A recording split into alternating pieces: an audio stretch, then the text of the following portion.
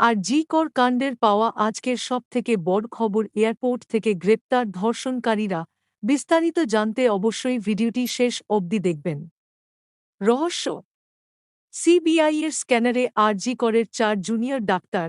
জি কর কাণ্ডের তদন্তে চিকিৎসক থেকে শুরু করে জুনিয়র ডাক্তার, স্বাস্থ্যকর্মী, আধিকারিক অনেককেই জেরা করেছেন গোয়েন্দারা। তরুণী চিকিৎসককে খুনের ঘটনায় এবার সিবিআইয়ের স্ক্যানারে আন্দোলনরত 4 জুনিয়র চিকিৎসক। সূত্রের খবর, ওই 4 চিকিৎসকের গতিবিধি সন্দেহজনক বলে তদন্তে উঠে এসেছে। ট্রেনি ডাক্তারের মৃত্যুর পাশাপাশি জি করে চলা অনিয়মের সঙ্গে ওই 4 জন যুক্ত। আর তাই দেরি না করে ওই 4 জনকে জেরা করতে চায় কেন্দ্রীয় তদন্তকারী সংস্থা সিবিআই। সূত্রে জানা গিয়েছে, ওই 4 জুনিয়র চিকিৎসকের মধ্যে 2 জন এসইউসিআই এর ছাত্র সংগঠনের সদস্য, বাকি 2 জন যথাক্রমে সিপিএম এবং বিজেপির সংগঠনের সঙ্গে জড়িত। শিগগিরই তাদের জেরা করা হবে।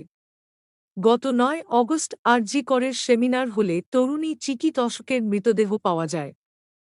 তাকে ধর্ষণ করে খুন করা হয়েছে বলে অভিযোগ ওঠে। এই ঘটনায় অভিযুক্ত এক সিভিক ভলান্টিয়ারও গ্রেপ্তারও করে পুলিশ। কিন্তু কলকাতা হাইকোর্টের নির্দেশে তদন্তভার হাতে পায় সিবিআই।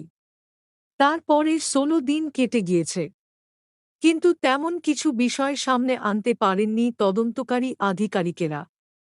আর তা নিয়েই শুরু হয়েছে চাপানুতোর। এদিকে বৃহস্পতিবার দুপুরে আচমকা জি কর হাসপাতালের মর্গে হাজির হন সিবিআইয়ের তদন্তকারী আধিকারিকেরা। কী কারণে মর্গে এলেন তাঁরা, তা নিয়েই শুরু হয়েছে জল্পনা। জি করের ট্রেনি ডাক্তারের ধর্ষণ খুনের ঘটনার পাশাপাশি জি করের আর্থিক দুর্নীতির তদন্ত করছে সিবিআই।